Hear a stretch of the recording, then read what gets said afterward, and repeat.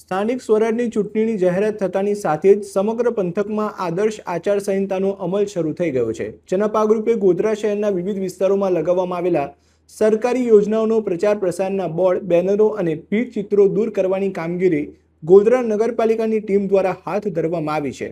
રાજ્ય ચૂંટણી પંચ દ્વારા ચૂંટણીની જાહેરાત બાદ આચારસંહિતા લાગુ પડતા વહીવટી તંત્ર એક્શન મોડમાં આવ્યું છે.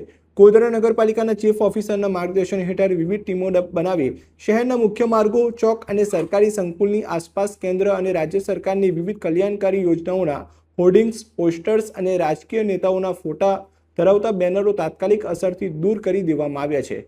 જાહેર દિવાલો પર કરવામાં આવેલા રાજકીય પક્ષોના લખાણ ચિત્રો, સરકારી યોજનાના લખાણો પણ પાલિકાની ટીમ દ્વારા કલર લગાવીને તેને દૂર કરવાની કામગીરી કરવામાં આવી છે.